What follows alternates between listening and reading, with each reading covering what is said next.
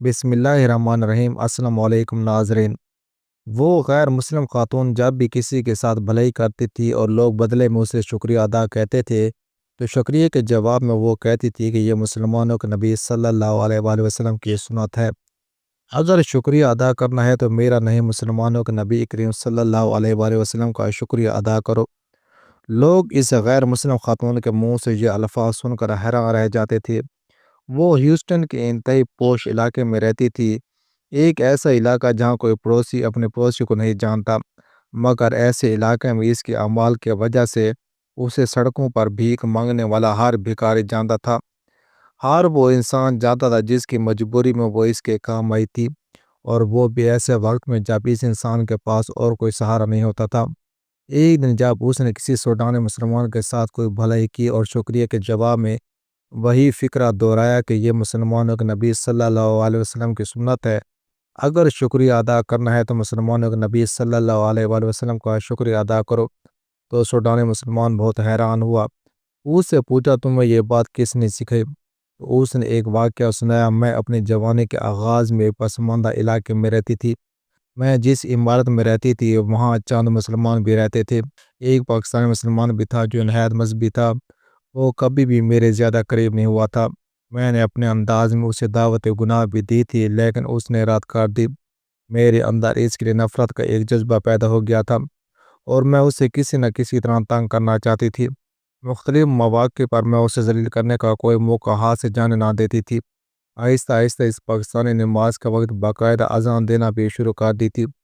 میں نے ایک دو بار اسے منع کیا تو اس نے کہا، میں کوشش کرتا ہوں کہ میری آواز میرے کمرے تک محدود رہے، لیکن کبھی کھڑکی کھلی ہونے کی وجہ سے آواز باہر گلی میں چلی جاتی ہے۔ میں اس کے لیے معذرت چاہتا ہوں۔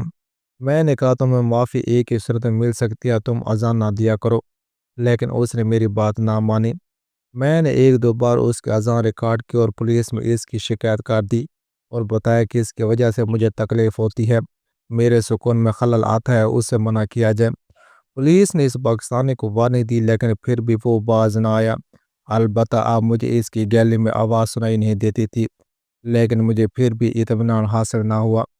پولیس کی وارننگ بھی میری تسلی نہ ہوئی تو میں نے دوبارہ اس کی شکایت کر دی۔ اب کی بار میری شکایت پر ایکشن لیا گیا اور اسے پولیس اسٹیشن بلایا گیا۔ صبح جب وہ قانونی معاملات سے فارغ ہو کر اپنے گھر واپس آیا تو میں اسے بڑھنی کے سامنے سڑک کے کنارے اوندے منہ پڑی ہوئی ملی۔ دراصل میرا ایک بھیانک ایکسیڈنٹ ہو گیا تھا۔ اس نے بجائے گھر جانے کے فوراً متعلقہ ادارے کو اطلاع دی، مجھے ایمبولینس میں ڈلوایا اور ہسپتال لے کر آیا۔ کیونکہ ایک ہی عمارت میں رہنے کی وجہ سے وہ میرے حالات سے اچھی طرح واقف تھا۔ اسے پتہ تھا کہ میرا ایک معصوم بچہ بھی ہے اور میرا بوائے فرینڈ مجھے چھوڑ کر جا چکا ہے، اس لیے مجھے ہسپتال پہنچانے کے بعد وہ واپس آیا، میرے بچے کا پیپر بدلا، خوراک کا انتظام کیا، پھر میرے بچے کو اپنے کسی جاننے والے خاتون کے حوالے کیا اور دوبارہ ہسپتال پہنچ گیا۔ جب میں ہوش میں آئی اور اسے اپنے سامنے پایا تو مجھے حیرت کا جھٹکا لگا کہ یہ یہاں کیسے، مگر اس سے پہلے کہ میں کچھ پوچھتی میری کنفیوژن دور کر دی گئی اور بتایا گیا کہ مجھے کس طرح روڈ سے اٹھا کر ہسپتال لانے والا یہی شخص ہے۔ وہ میرے پاس تب تک رہا جب تک میں مکمل صحتیاب نہ ہو گئی۔ میرے بچے کے متعلق اس نے بتایا کہ وہ ایک ذمہ دار خاتون کے حوالے کر دیا گیا ہے۔ جب میں صحتیاب ہو گئی تو وہ میرے ساتھ میرے گھر تک آیا، لیکن میری دعوت دینے کے باوجود میرے کمرے میں نہ آیا۔ میں اس پاکستان کے اس عمل سے بہت متاثر ہوئی۔ میرے دل میں بار بار یہ سوال آتا رہا کہ میرے اتنے برے رویے کے باوجود اس نے میرے ساتھ اتنے بھلے کیوں کی۔ آخر کار میں نے ایک موقع پر اس سے یہ سوال کر ہی لیا۔ اس نے مجھے بتایا کہ یہ میرا فرض تھا۔ میں اس پاکستان کے بات سے بہت متاثر ہوں، اس لیے آپ مجھے جہاں بھی کسی کے ساتھ بھلے کرنے کا موقع ملتا ہے میں کرتی ہوں، یہاں تک کہ وہ لوگ جنہوں نے میرے ساتھ زندگی میں کبھی برا کیا تھا میں نے ڈھونڈ کر ان کے ساتھ بھلائی کی، اور میری بھلائی کے بدلے میں جب بھی کوئی مجھے شکریہ کہتا ہے تو میں یہ ضرور کہتی ہوں کہ شکریہ پر میرا کوئی حق نہیں، بلکہ یہ مسلمانوں کے نبی صلی اللہ علیہ وسلم کی سنت ہے۔ سوڈانی مسلمان بتاتا ہے کہ میں اس عورت کی بات سن کر حیران رہ گیا اور میرے دل میں یہ حسرت جاگی کہ کاش میں اس پاکستانی مسلمان سے مل سکوں جس کے اعمال کو دیکھ کر غیر مسلم خاتون بھی اتنے متاثر ہے کہ وہ بھی نبی صلی اللہ علیہ وسلم کی سنت پر چلنے لگی ہے، مگر چاہ کر بھی میں اس پاکستانی مسلمان سے نہیں مل سکا۔ اگر زندگی رہی تو میری اطلاع جاری رہے گی، میں ضرور ملوں گا۔ ناظرین، بطور مسلمان ہمارے باتیں نہیں بلکہ ہمارے اعمال ایسے ہونے چاہیے کہ غیر مسلم ہم سے متاثر ہو کر دین اسلام کو اپنے، جبکہ آج مسلمان غیر مسلموں کی تقلید کر رہے ہیں اور جتنی بھی معاشرتی برائی ہیں وہ مسلمانوں میں زیادہ پائی جاتی ہیں۔